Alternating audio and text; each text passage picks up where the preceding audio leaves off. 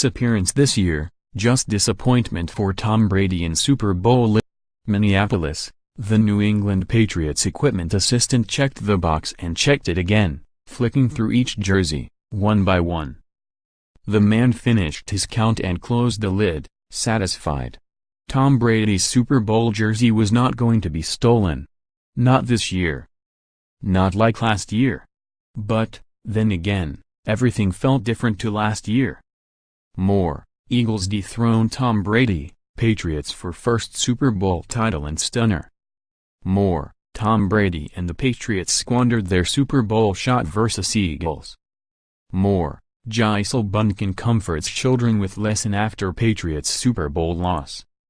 Back then Brady had stood at his locker post-game, a buzzsaw of energy. Yes, he stopped at intermittent moments to voice frustration at the loss of the top in which he'd won a fifth title, but in between he was bouncing from one hug to another, calling everyone baby and beaming from ear to ear.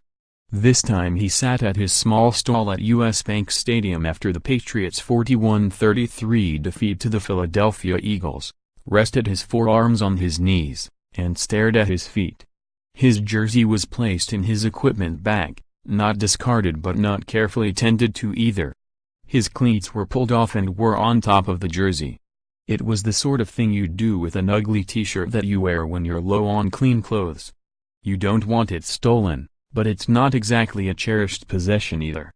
Earlier in the week Brady had said his jersey would end Sunday night in a bin if he didn't win the Super Bowl. He was wrong. Before long it was collected by the equipment guy, and stuck in that box with all the others, locked away and forgotten, just like his hopes of winning a third title in 4 years. Brady ended the game on his backside, knocked over as his final Hail Mary pass fell incomplete and that bitter, unfamiliar taste of defeat washed over him. His teammate, offensive lineman Joe Thuney, reached out a hand and pulled him to his feet as madness, mayhem, fireworks and confetti erupted from everywhere. Brady walked slowly as a sea of humanity spilled onto the field, tugged off his helmet, then broke into a trot and headed into the off-season. "I'll be back," he would say later. "I don't see any reason why I wouldn't be."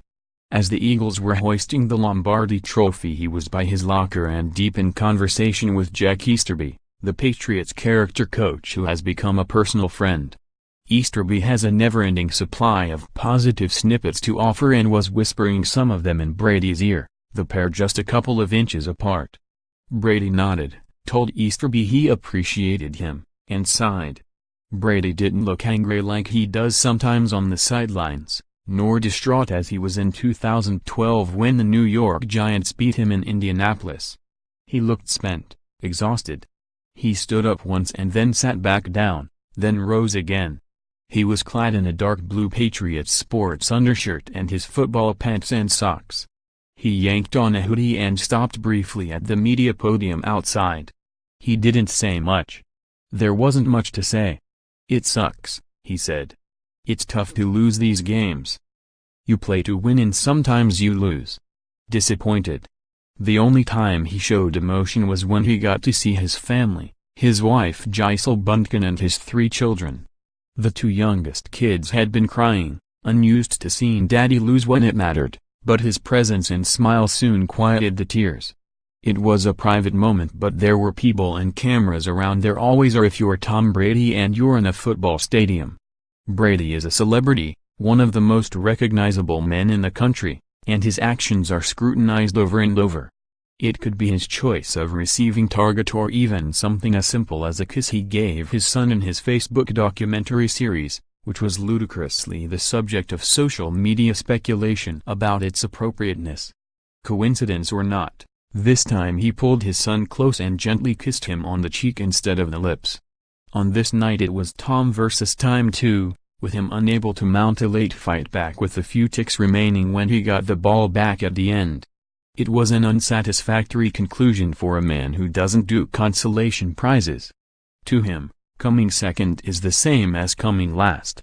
He had his chances and had his moments, with 3 touchdowns and a Super Bowl record 505 yards. At the end, he had his jersey too, or knew where it was at least. But, this time, it was of little comfort.